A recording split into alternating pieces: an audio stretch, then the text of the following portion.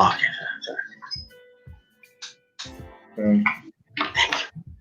Gusto ba niya? Panas mo. Thank you. Hi. Hello. Hi, good afternoon. How are you? Fine, thank you. How are you? Hi, good afternoon. Ladies and gentlemen, for those of you who are still at WHOLE Penang 2020, we are very happy to have you here with us on this beautiful Saturday, the very last day of WHOLE Penang 2020. Give yourself a big round of applause, come on! Woohoo! Going up on the stage right now, ladies and gentlemen, is our very own Teen Media co-founder, Mr. Presanth Chandra, who will be leading and moderating the travel reopening, Restrategizing international tourism, together with our panelists all the way from Indonesia, India, as well as Airasia. So, Presanth, stage is yours. All right. Good evening, everyone. Good evening. Are they in stream? All right. So, hello and welcome to the 5th and the final session of World Hospitality, Lifestyle and Entertainment Exhibition and Conference, Penang 2020, WHOLE Hybrid Forums co-organized by Teen Media. My name is Presanth Chandra. I'm very excited to be moderating this session today with a bunch of wonderful leaders on the panel from India, Indonesia, also from Malaysia. A very good afternoon to everyone, all the panelists and viewers. We have two types of audience here with us today. Apart from all of you here in the hall, we also have a global audience watching us through the online streams in multiple platforms. So those who are watching online, please type down which city you are watching from. I think this is one of the sessions we have more virtual panelists than the physical ones in the hall. We have a full house of viewers, and it feels amazing to have such a huge mix of audience online and offline. Before I start the forum, a small reminder to the audience that we will have an online contest towards the end of the session, which will make you win prizes up to 10,000 ringgit. So, previous winners have already been announced on the Teen Media Facebook page. So stay tuned and be a part of the contest. We will be selecting 3 lucky winners from this forum. All right. So today we'll be talking about travel reopening, re-strategizing international tourism. Before that, let me introduce you to the panel of industry leaders we have here with us. Mr. Khoo Lim, the chairman of Malaysia Association of Hotels, Penang chapter. Virtually with us, Mr. Riaz Munshi, president, Outbound Tour Operators Association of India. Mr. Paul Edmundus Tallo, chairman, Indonesia Inbound Tourist Operators Association. Ms. Karen Chan, CEO, Airasia.com. A very warm welcome to all of you. I can see you have more people joining on online streams. A very warm welcome to every one of you are joining in. So let's start the discussion. So before that, I have a special request to all those who are watching online. Please share this live feed on your Facebook wall, Twitter, LinkedIn, or WhatsApp groups, Facebook groups, so that more people can watch and they also get a chance to win the prize. All right, so let me start with Mr. Khoo. So Mr. Khoo, how hotels are planning for the reopening of international borders? Mr. Khoo? Thank you, Prasad. Well, I mean, basically, number one thing that we have to put in mind is safety. That will be the top priority on top of the list for all the travelers and all. So because of that, on the safety thing, the hotels are, I mean, as far as we're concerned, like for example, the members of the MA, we have been following all the guidelines, basically, and also the SOPs and everything. And we have also, most of the hotels have already also gone the accreditation or the certification, right? To go through to make sure that we take all the necessary, use all of the right steps, use all the right chemicals, do the right thing to ensure that the safety of the guests. Okay, so that to me, it's basically that's number one. So there's a lot of other things and all. You know, in fact, like today we are in this event. I come across a very wonderful product, which is I think one of the exhibitor here. They're using salt base as what I say, and they claim that the product, and they have done tests that they can actually kill the virus. So basically, so this is one of the things that is one of the priorities, number one. Secondly, of course, next is for the hotels and all is to create the awareness. And I'm talking about marketing and how that we're going to do all the necessary marketing, the promotions back. First, we have to send a message, clear message to the market that Penang is good, is safe, the hotels are ready, we are ready, we are to have them with open arms, and they can travel and come and stay with us with confidence. That's what I think the most important. All right, thank you, Mr. Khoo, for that sharing. Can I get Miss Karen? Miss Karen, I would like to ask you, like, give us some latest updates from Airasia, you know, for those industry players who are watching you. Sure, thank you, Presanth. Also, really appreciate Ho for inviting me to share some of the updates on AirAsia. So allow me to go and provide a broad overview of the current recovery and some of the focus that AirAsia is focusing on at the moment. I think one good thing out of the whole pandemic is that this pandemic has leveled the entire playing field for the aviation industry. And in many ways have forced every single player to look at cost and efficiency, fair price load ratio, because the only way for us to survive now is by being lean, agile, and efficiency focused. And this is exactly what AirAsia is doing now. And with international borders still yet to open, we are very conscious that the only way we can do is to go and grow domestic. So that's why we are now also partnering a lot with different hotel associations, working with a lot of tour operators and activities companies as well. Now, if we look at Malaysia, we have started flying 20% in July domestically. We then basically doubled that to about 40% in August. And this month, we have resumed close to most of the domestic routes. We are ramping up to basically 90 to 100% by Q4, almost the same as pre-COVID. And what we actually see is that across all the ASEAN markets, whether it is Malaysia or whether it is Thailand, Indonesia, there is a lot of pent-up demand for domestic travel. We are actually seeing very, very strong rebound for all the cities outside of KL. Langkawi, KK, Tawau, Kuching. Current fare trend is also going quite strong because now everybody has to go and do rational pricing, right? We can't go below the floor anymore post-COVID. And so if we start looking into Q4, the fares are actually 5 to 10% better than last year. If we look at East Malaysia, we are planning to reinstate close to 100% of all the domestic routes for East Malaysia. And we are also seeing a very healthy growth in the fares for East Malaysia. All right, thank you, Ms. Karen, for that update. Indeed, I think the entire travel industry is waiting for such updates, and everybody's very keen to know what is Airasia is up to. Let me move on to Mr. Riaz. He's from the Outbound Tour Operators Association of India. Riaz, how is the outbound tourism segment in India planning for its rebound? Riaz. So thank you so much, Presanth, for having me, and I would like to congratulate the entire team and successful fair to you. See what we look at, we have been doing during this pandemic and during the lockdown. We are emphasizing on knowledge. We are emphasizing on product creation. So we are geared up now. We are ready to rebound. We know what all what travelers required, and accordingly we have started building our product. So as per the demand, we are now hotels have started opening. If you see now, the attraction have started opening, and we see the pent up demand in domestic travel.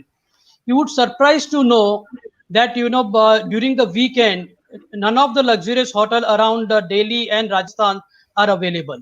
So there is a surge of traveling, and I'm quite optimistic. As soon as the borders are open, international travel resume, there's going to be same kind of a demand for short haul destination as well.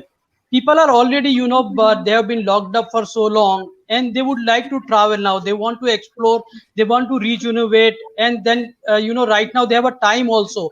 They are not that busy. So travel and tourism, we have to look at it from that point of view, that we are the backbone of entire world economy. And without it, the world economy will struggle to survive in meaningful manner. So it should open up now in all the countries. It should be with the restricted numbers and require precaution. Although we all know the precaution, like it has just been mentioned by my friends about the hotels. In case we see about the tourism, the keys are airport, airline, and hotels. Airline and hotels are anyway taking care of precaution, and this is something this pandemic is such a thing that everybody wanted to protect themselves. So we just have to be careful in choosing the hotels that hotel is certified, if there is a norms of certification is in particular countries, or they are following the norms and SOPs of the government, and they are safe for our travelers. See, it's going to be innovation is a key now. We ensure safety at each point of time, and we have to just make sure that everybody is safe. So travel should open. We are ready to rebound. India is already ready. India's potential is still intact, and soon we will bounce back strongly. Thank you. All right. Thank you, Riaz, for that sharing. Okay. Can I, excuse me, Joanne, can you put Karen back on the stream? I think she just lost it. All right. So, okay. Thank you so much, Riaz, for that sharing. I think India is being one of the key markets for South Asian countries like Malaysia. I think we have high expectations, and Yes. we hope that things should go back to normal as soon as possible. Right, and then let me ask Mr. Paul from the Indonesian Inbound Tour Operator Association. How is Indonesia strategies its international borders opening? Like, can you share with us, Paul? Hi, Presanth. Thank you. Too bad, if I may say that Indonesia has to choose to prolong border crossing. You probably know that the numbers of COVID is increased. Firstly, we postponed the reopening border for Bali. It's actually to be opened on 11th of September, yesterday, but it was not. And secondly, Jakarta's social scale restrictions starting today. And it's also several days ago. That's because of the increasing of the numbers of COVID. And then Indonesia also is working hard today to reduce the number of COVID-19 by conducting epidemiology surveillance. We have to do that, and we do support it. Yes, we also have risk communication and community engagement by education, enforcement, and also engineering. We have to do this.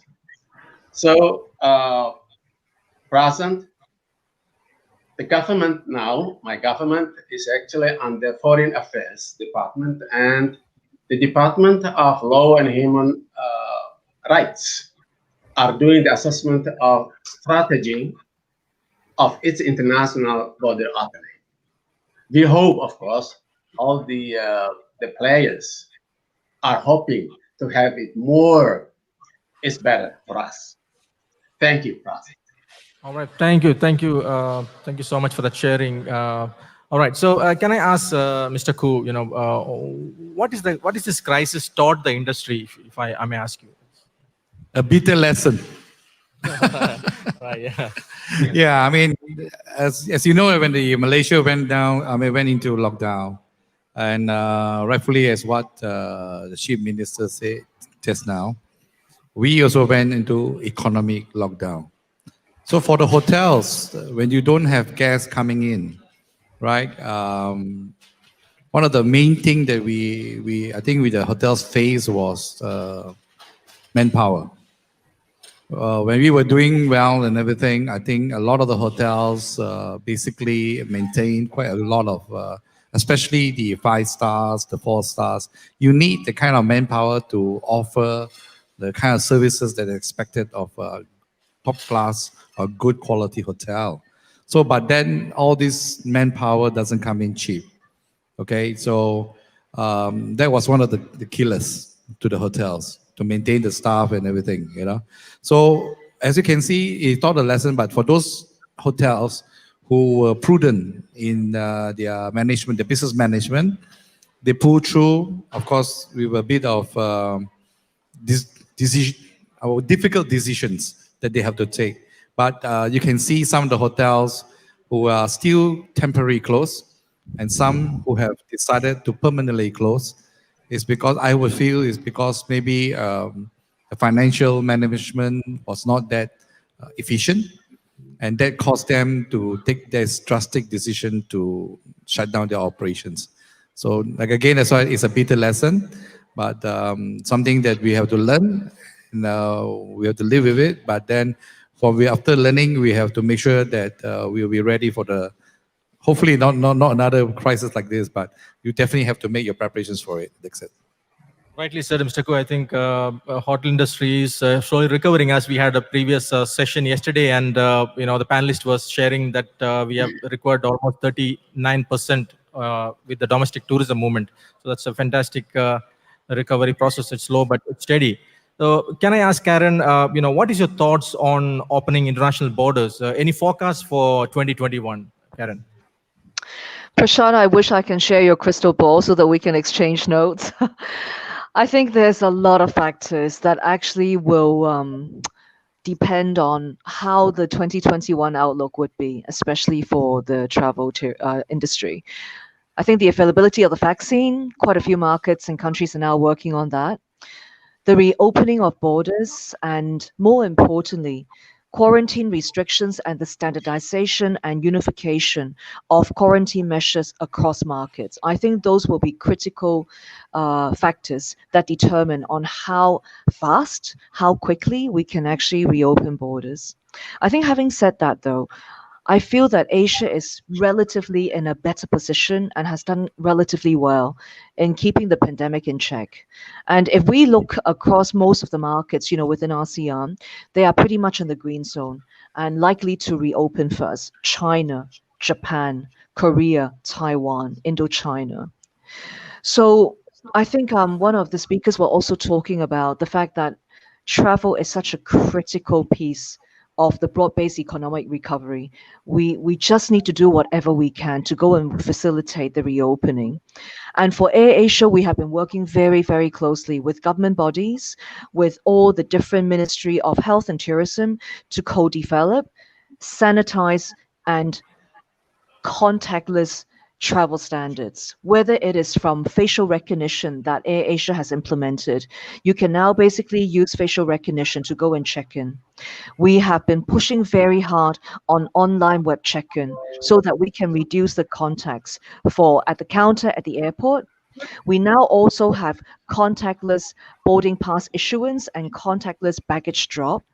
Anything that we can actually do to go and reinstill confidence for customers to travel and having all the safety measures. We are now also working with multiple labs to facilitate COVID testing. When international borders open, we want to go and ensure that customers who are purchasing from airasia.com would be able to also go and have 72-hour availability in booking for the COVID test and having results sent back to the airline to ensure that they are actually eligible for travel.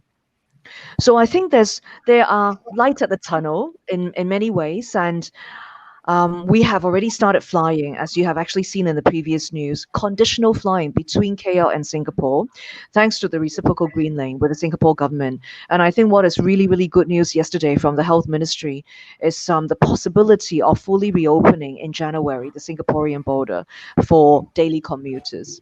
So we are working very, very hard with the different government bodies and industry partners to ensure that we can actually go and have safe travel. All right, thank you, Karen, for that sharing. We surely look forward for that. All right, so Mr. Riaz, I would like to ask you, like, what are your members doing during this crisis, and what are the initiations your association have taken in order to make them prepared to face the crisis? Share something. So let me just give you brief information about OTOAI. OTOAI is a non-profit organization. We are just representing all tour operator of India. And we have been, putting the point and concern to the ministry. Like I have just written a letter to the ministry to start international flights for whatever destinations are ready to welcome Indian travelers. And we have been working very closely with all stakeholders. We are strengthening our relationship. We are informing the members that dynamics are going to be safe. So they have to focus on more on knowledge and product base. Run-of-the-mill itineraries are not going to work anymore. People would like to see, the safety and security in place. Even the price is not going to factor. Travelers want to make sure that they are in safe hand. In case of any eventuality, you are there 24/7 to hand holding. So all these things we are doing it. There are a lot of activities have been in pipeline.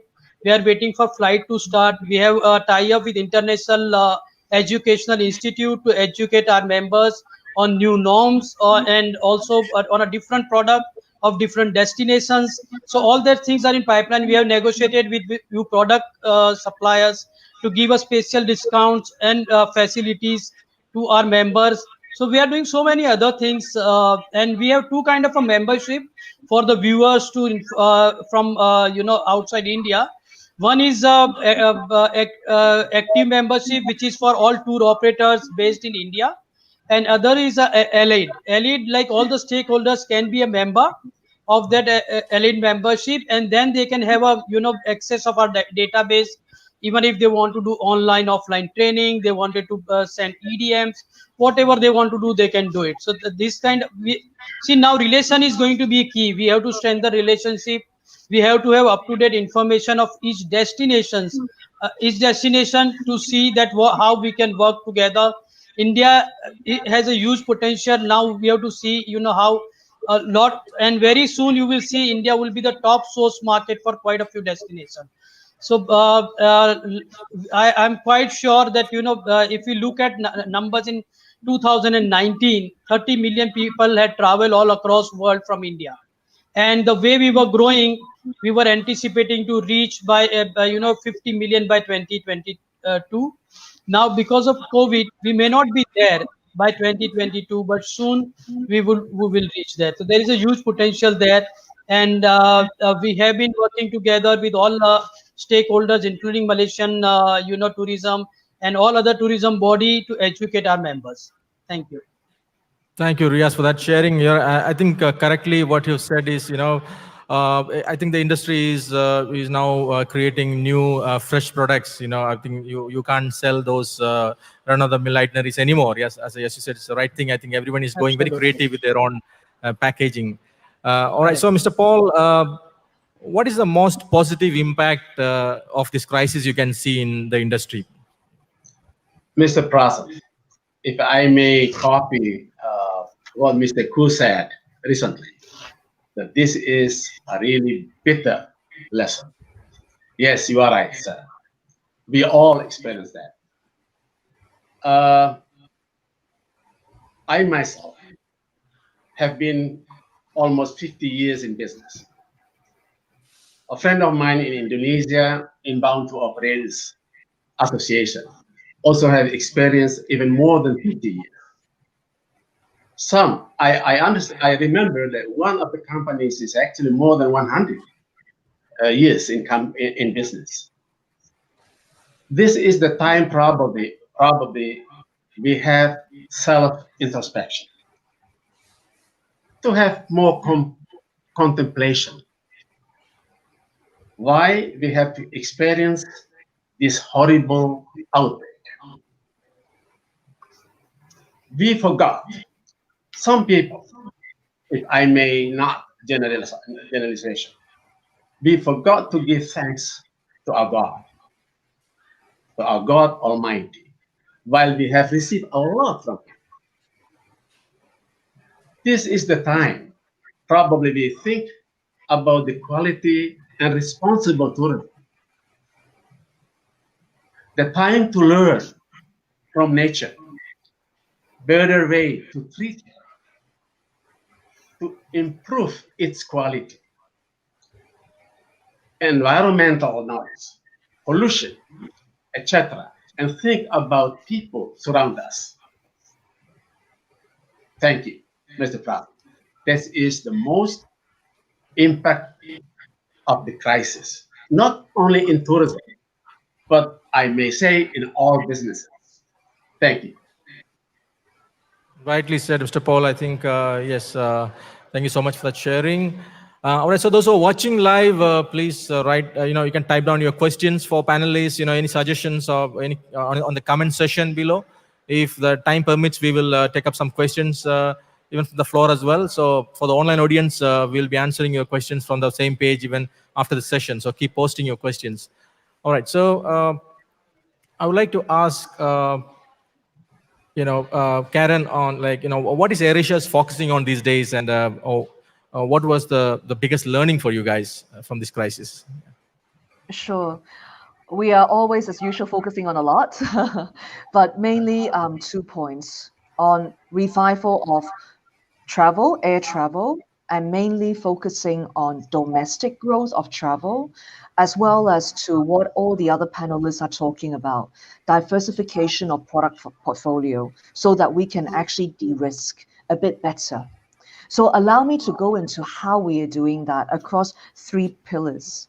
We are focusing a lot on ensuring customers' confidence to fly again. We are also focusing a lot on our people, our crew, our team members, and we are also focusing on our community. What can we do, in this crisis to continue to save jobs and support the local community? So allow me to go through those 3 points. In terms of customers, similar to what Ashwin and the rest of the panelists were talking about, we have to instill confidence in traveling again, especially air travel. So since the COVID lockdown up until now, we continue to go and push the campaign for Fly Safe. We continue to work with government bodies and launch videos on what a customer has to go and prepare prior to even booking a flight, going to the airport, and ensuring upon arrival, what are some of the things that has to be done.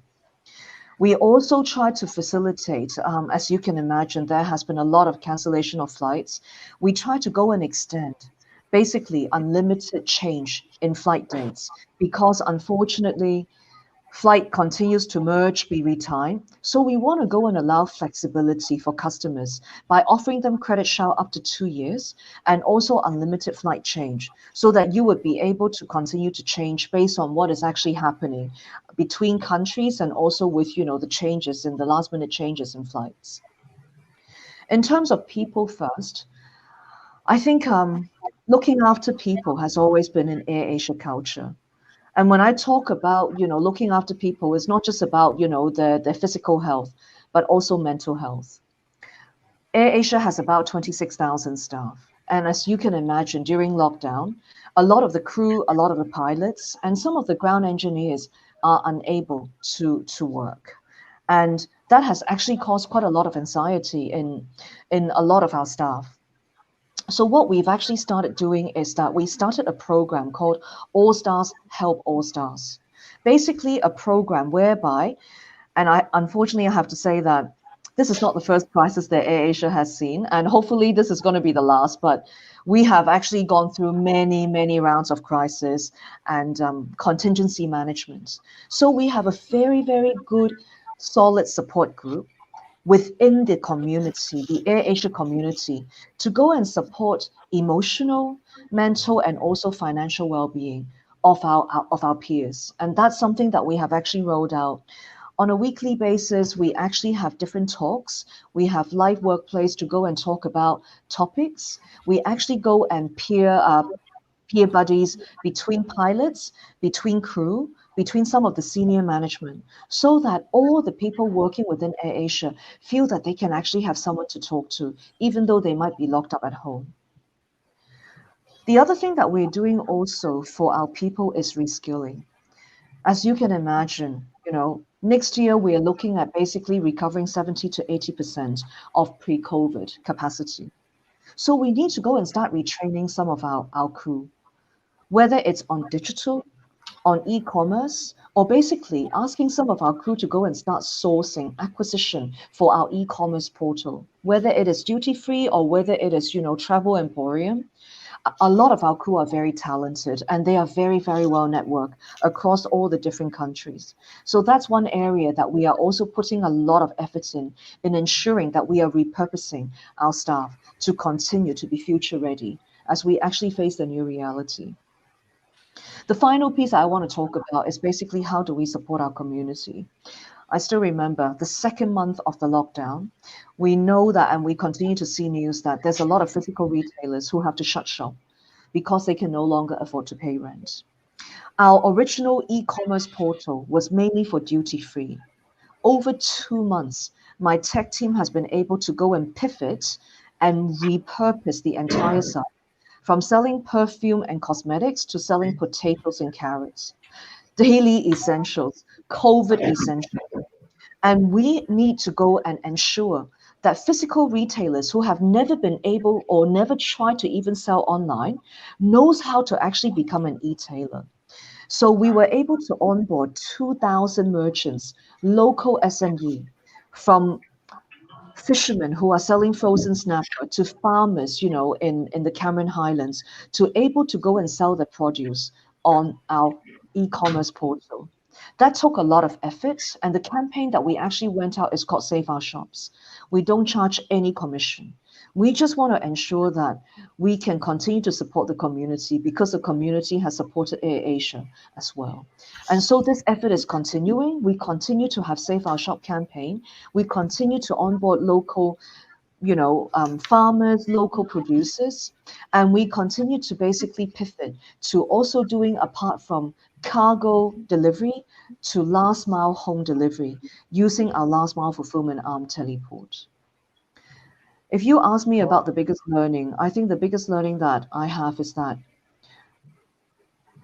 the worst of the crisis actually bring out the best in people, and never give up on your people. Because the biggest difference between a company that can survive a crisis and those that don't is the culture. Do we actually have an organization that actually cultivate never say die and continue to have the fighting spirit? And I think that's what AirAsia is able to survive. All right, Karen, I think definitely, such initiations will definitely inspire even many other small and large companies to, follow, because everybody is looking to learn from each other and overcome the situation. I think that's really appreciated, your sharing here. I would like to move on to Mr. Khoo. What is your message to the fellow industry players on the new normal of tourism industry? we are from the hoteliers' point, okay? So with this new normal, what I mentioned earlier is that there are a lot of new guidelines, new SOPs that we need to adhere to and to follow and to implement. All these things comes with a cost, okay? So to not only to do it, of course, you have not only the cost, it also comes with the time. You got to train the people, what to do, how to do. And then again, you say you got to learn new things. So like what are the chemicals that's correctly that you are able to use. and it's safe also for the guests. Okay, so I need to the message to I would say the new message to the tourist agency is that please understand that the hotels with all these things, they may have or forced to incur a little bit of cost, and that will go into the pricing. Okay, so definitely you will see maybe an increase in that. And you see, sometimes some of the hotels earlier, there was also a rule where we can't even allow twin sharing at one time. So this is definitely will affect the cost or the price and everything. So of course, I would seek the cooperation and the understanding of the tourism industry or the players that if the hotel do such a thing, please, not to say they outright reject or giving a lot of issues, understand the whole situation because we are actually all on the same boat. Thanks. Thank you, Mr. Khoo. Thank you for that sharing, Mr. Khoo. All right, so we have many of our viewers was actually very keen to ask this question from Mr. Riaz. They're very keen to know that do you foresee any nearest dates or anything like that when the international borders will open between Malaysia and India? So do you have any sort of discussion going on with the Indian ministry or from the Ferry Association's perspective? Just would like to ask you this. See, it is going to be between two governments. It's not even only Indian government wanted to open up. It has to be mutual from both sides. I have mentioned that I have written letter to Honorable Minister of Aviation to start international flights. So for whichever destination is comfortable with India, so at least travel can resume. We all know that travel has to start in phases. It cannot all of a sudden. It's not going to start until vaccination is found. So we have to take a baby step, and we should start now. According to me, entire world should open up for the tourism, because now all the travelers, they know how to protect themselves. All hoteliers, they know how to safeguard their clients. Airline knows about their safety and security of their clients. So there is, as usual, if you are moving in Malaysia and taking precaution, if I come to Malaysia, I am going to adhere to the same precautions and system. We know we have to, wearing masks, cleanliness, hygiene, what to touch, what not to touch, what all we have to do. So we are well aware of, well informed and well aware about it. According to me, it should open up soon. I am definitely going to push government to start fly from India, from any destination which is willing to start traveling. So at least some things to start. What we have seen in domestic market, I'm sure same thing is going to happen for a short haul destination. As soon as flight resume, there's going to be a pent up demand of traveling to the nearby destination and short haul destination. Malaysia should open, and but it all depend upon all the governments. So nothing much to say, but from our OTOAI side, we'll try and push and do our level best. Thank you. Thank you, Mr. Riaz. I think, as you rightly said, from the supplier's perspective or from the tourist perspective, I think everyone is now well aware about the SOPs and the practices. So I think it's, as you rightly shared, yes. So can I ask Mr. Paul, how important is Malaysia as a market? Malaysia market is very important to us, to Indonesia. As the chairman of IINTOA, Indonesia Inbound Tour Operators Association, I am thinking my members to have more business from Malaysia to Indonesia. Data that we have, 2019, Indonesia was visited by Malaysian 2.5 million people, as well as 2018. It's a big number among all those kind of countries.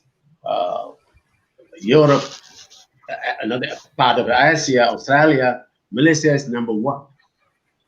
You can imagine, Mr. Presanth, Malaysia is very close to Sumatra. The Sumatra western part, Riau, are expecting to have more Malaysians to come in, and also as well as South Sumatra. Then Jakarta, West Java, Central Java, East, and Yogyakarta, they also do the same. They are expecting to have more Malaysians to come in. Bali and more to the east of Indonesia, Sulawesi, Komodo, Lombok is also expecting the same. There are 50 to 60 Indonesian inbound tour operators who are hoping to have the Malaysian to come in. They are working hard to do this, but they are thinking, they hope when the two borders are open.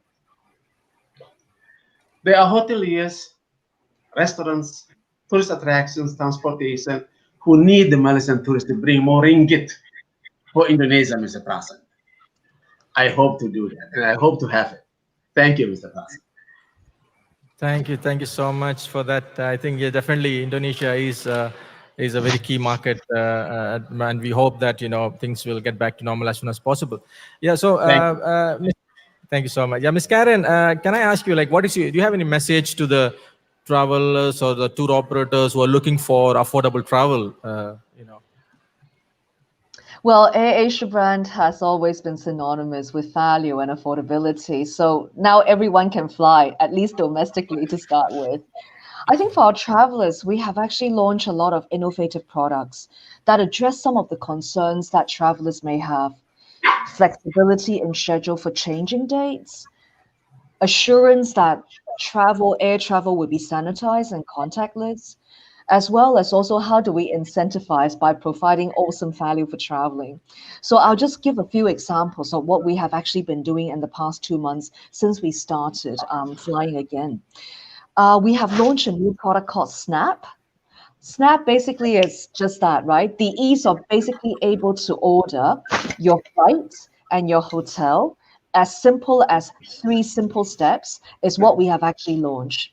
Every Wednesday now on airasia.com, you will see crazy pricing deals, whether it's going to Langkawi. So 2 Wednesdays ago, we were selling a particular 5-star resort, including flight, 3 days, 2 nights, 99 ringgit per person for a 5-star resort.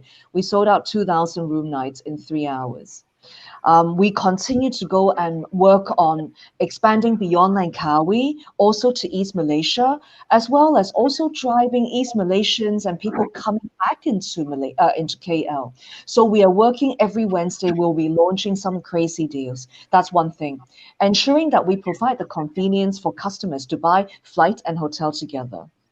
The second thing that we've also done to address flexibility of changing dates is the unlimited pass.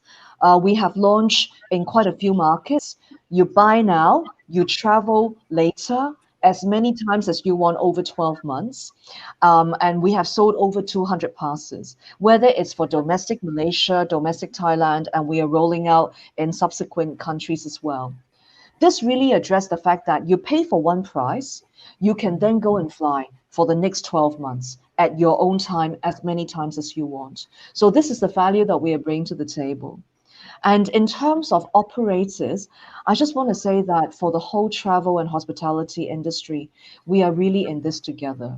And AirAsia is opening and calling on collaboration across hoteliers, across tour operators, across activity organizers. Collaborate with us, because the sharing of inventory unlock the scale for synergy. And I strongly believe in this is a time for us to work together. Very, very happy that we are now signing a strategic partnership with Sunway Group. I'm actually in Banjaran Hot Springs right now, trying out their hotels, their resort, and we need to go and start working closely between carriers, logistic partners, with all the hoteliers as well, so that when we actually start, once international travel starts and borders reopen, we are ready. We are ready to go and stimulate demand. Thank you. Right, Karen. Thank you so much, Karen. As I rightly said, collaboration is the way forward for our industry now. Right. So, Mr. Khoo, on the behalf of your association, what is the message you would like to give to the international community?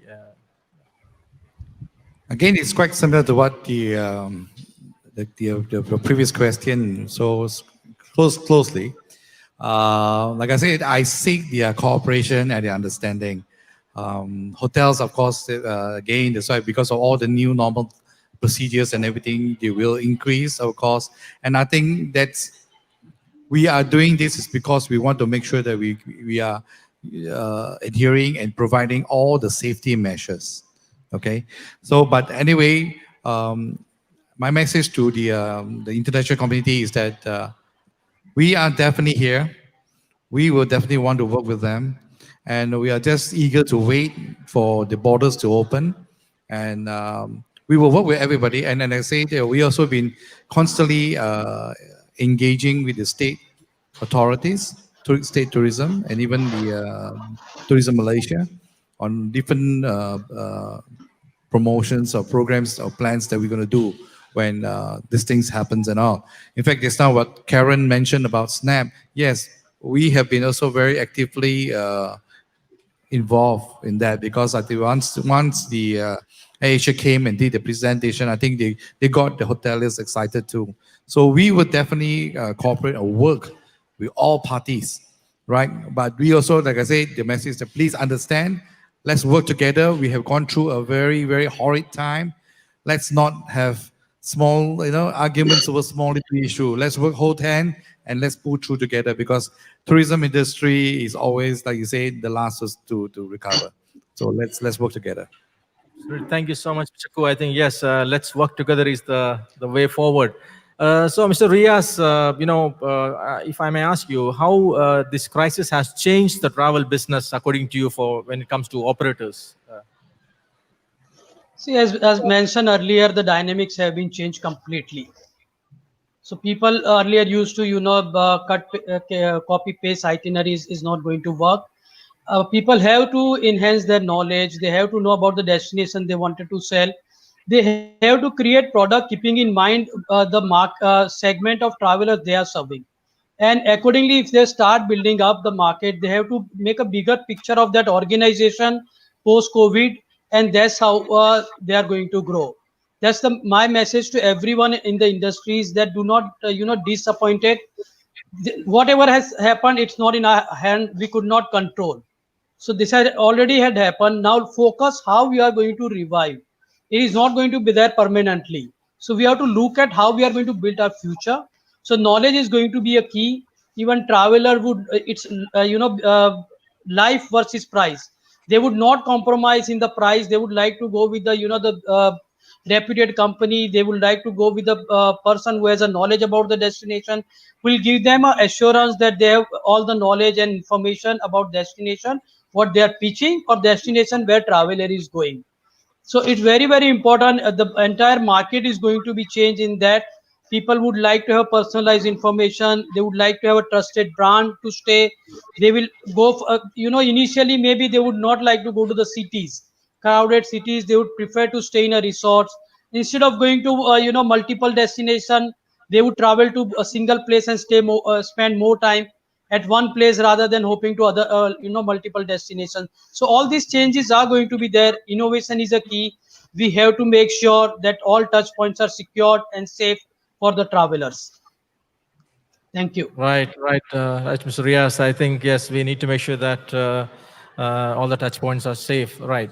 Mr. Paul, can I just ask you, according to you, how this entire business has evolved? Can you share of your opinions? Well, if I can understand you correctly, that Indonesia has about actively 400 inbound tour operators who involved today. Those are the tour operators who are actively promoting Indonesia as a whole. But there's also inbound tour operators who promote part of Indonesia. And some, they promote only a certain destination where the company is located.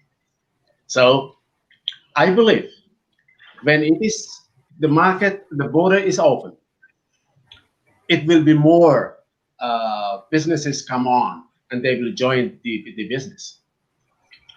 To be honest, in Indonesia, even more than 1,000 inbound tour operators. But I may say 400 is the real active one. They go promote and abroad. They keep writing to their partners. So this is, I may explain. There will be more, yes. Absolutely. Indonesia has 17,000 islands and 6,000 islands occupied. 265 million people. I believe that there are more people to involve in this business. Indonesia has 700 ethnic groups with different language, different villages, traditional houses, traditional costumes, traditional dance performances, and variety of tourist attraction. They want to sell this. They want to promote it to all people in the world, especially to Malaysian market. Thank you, Mr. President. Thank you so much, Mr. Paul. Absolutely, we look forward to even having Indonesia open borders with Malaysia as soon as possible. Let me ask Karen. If you have any suggestion or advice on making use of the best of the situation at the point, if you could. I think everyone is very keen to listen from you because. Absolutely. So Tony, our founder for AirAsia, will always remind us in every single meeting, never waste a crisis. Adversity makes us stronger and crisis brings people together. So make the best use out of it. I really feel that what is imperative right now for all the organizations is the need to pivot and optimize for future readiness. I think the world has changed a lot. How do we now go and reskill our workforce to become more digital, to be more digital and data savvy? How do we solidify our tech platforms to make sure that it's as seamless and as easy for customers to go and buy from us? How do we diversify our revenue stream beyond just flights into complementary line of business that would benefit the entire travel industry? And I think the most important thing is never lose sight and never lose focus of the value proposition that each one of us, whether it's in aviation, whether it's in hotel, that we can actually bring to customers. Because I'm also a consumer myself. When I see a great deal, I will travel. Another point is definitely like what all of us are also in agreement on is the strategic partnership. The time is now. The time is now for hoteliers, for all of us in the hospitality and travel industry to go and work together. How can we actually be more effective in working with government bodies to ensure that the SOP that is needed for having standardized quarantine measures for international borders to reopen, to be ready and available when the governments are ready? I think these all take many different stakeholders to come and join hands and work together. Thank you. Thank you, Karen. I think such conversations are very relevant at this this time because this will lead to many more conversations and many more solutions, many more problem solving as well. So can I ask Mr. Khoo, any message for you for those investors who are planning to venture into the hotel industry in Malaysia or say in Penang? I joined Eastern Oriental Hotel, I think at more or less the same time when we faced sort of a kind of a crisis. Yeah, of course, it started with the September 9/11. And after that, it was SARS. Eastern Oriental at that time was, as you know, it just reopened. We had, again, as I say, we went through a very tough time. I can understand my owners, but he was very supportive. Because he put a lot of effort and money in reviving the hotel. But what I would say is that I gradually saw how the industry started to grow back, after facing those crises. As it goes through the years and everything, before this particular pandemic happened, the whole industry was every year you see the growth was the figures keep growing, the hotels keep building, there are more and more properties coming out, more and more international brands coming to the market, and everybody was enjoying it, I would say. So my message is definitely like again, in every crisis there's always opportunities. So it's whether how good you are in looking at or identifying how you're going to, when is the timing is going to invest, what you want to invest in, right? So basically, that yes, Penang, Malaysia. I mean, you talk about Penang. I'm biased. I'm a Penang boy, so we have so much potential for tourism. So definitely, my message to them is take this opportunity down, look into it, right? And I'm sure you will get your return soon. But again, there's always the cautious part when you whether this we're going to face another pandemic, in the future and all. Thank you. Thank you so much, Mr. Khoo. I think, yeah, rightly said, Penang has a lot, even Malaysia generally, it's a very, very high potential in terms of tourism, and we hope, everything comes back to normalcy. So we are actually moving towards the end of the session. I think, we are running short of time at the moment. So I would like to have, okay, can I ask Riaz on your final thoughts, if any suggestions, advices, messages to the people who are watching you, the industry, yeah, Riaz. Definitely. So I'm absolutely agree with Karen that now is going to be, we have to focus on relationship, building relationship, partnership, and we have to go for accordingly. We have to take it forward. The scenario is going to be changed, and I would like to request all the stakeholders to focus on Indian market. There is a huge potential in India. It is just a trend has just begun, and it is going to go for on a long way. We anticipate that as soon as the vaccination is found, Indian market would be on a super fast speed, and we see the big numbers coming in. So all the people should invest in India.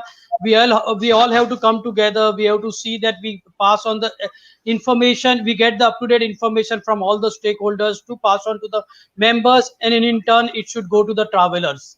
So everybody now is time of getting together and see, in case we all the stakeholders come together, we all will prosper and grow earlier than what we have thought.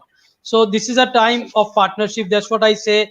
Look at India. India has a huge potential. If you need any support from OTOAI, we are always there. All the stakeholders who are interested to enroll for their membership, they are most welcome, and we can work together. In case anyone has any proposal from Malaysia, Indonesia, or from Airasia, we are willing to work together and see how we can make the best of use of that. Thank you so much. Thank you so much, Riaz. I think it's very encouraging, and I mean, the partnership is the way forward. So I'm sure that we are going to have a lot of better partnerships when the market opens.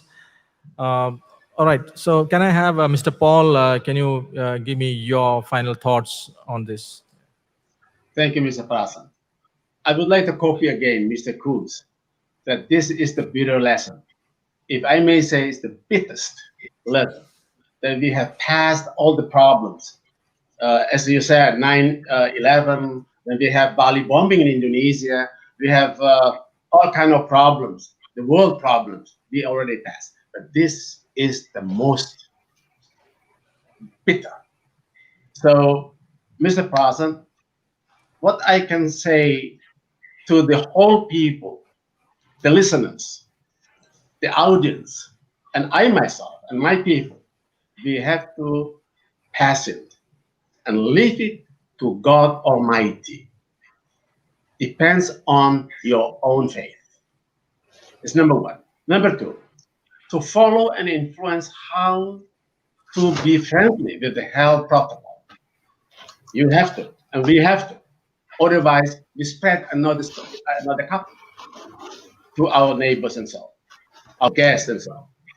To sustain our offices partnership. How? Keep writing. Say hello. Are you there? I got emails almost every day. Say, hey, Paul, you are there? Make it the same. And finally, to keep monitoring your staff who are at home. You send them home. Please do not forget them. Say hello to them too. Terima kasih, Mr. Presanth. Thank you very much. Thank you so much, Mr. Paul, for those encouraging words. I think definitely we'll look forward for better collaboration with you and your association. All right. So, Karen, any final thoughts from you, Karen? Allow me to quote from Charles Dickens. the worst of times is also the best of times. So let's not give up hope. And to what all the panelists are saying, let us go and look forward. Let us go and do the best preparation that we can now, so that when international borders open, when we find the vaccine, we are ready. With all the pent-up demand that every industry is seeing, we can rebound. Thank you very much. Thank you so much, Karen, for taking time and joining us on the panel. Mr. Khoo, any final thoughts from you, Mr. Khoo? What did the Chief Minister say just now? When the going gets tough, the tough gets going. So let's get going. Thank you so much. So, ladies and gentlemen, we have come to the end of the session. It was indeed a very informative and thoughtful session. I'm sure it has really helped us to make our understanding better on the international markets and related stuffs. So let me thank each one of you for taking your time out to contribute in this conversation. A big thank you to all the viewers and also our panelists and also the virtual panel speakers as well. We look forward to seeing you again, and thank you very much, guys. Thank you so much. Thank you so much, everyone. Thank you. Thank you. Thank you very much. Thank you, Mr. Khoo. Namaste. So now the most exciting part of this Namaste. session is here. It's the time for the online contest. Let me pass the stage to Ms. Joanne to continue with the contest information. Over to Joanne.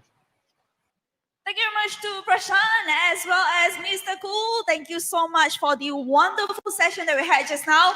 Yeah!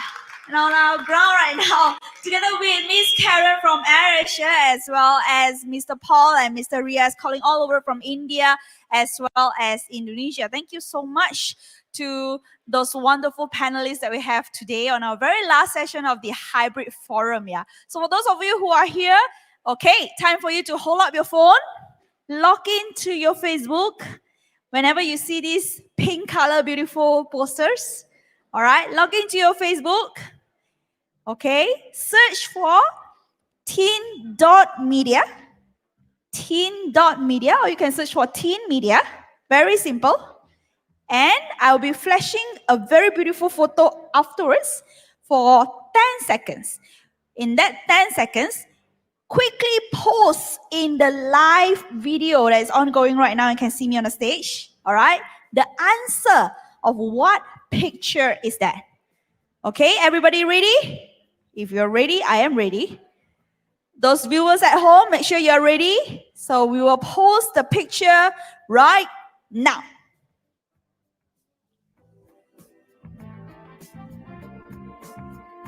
It goes 5, 4, 3, 2, 1. All right, there goes your 10 seconds, ladies and gentlemen. Tell me what picture is that? Quickly put into the comment section the answer of what you think, what the picture is all about, okay? Once you post in, make sure you stay tuned to Facebook. Make sure you stay tuned to Teen Media Facebook, where we will be announcing the winner via Teen Media Facebook tonight itself. And for all the winners, please look for me.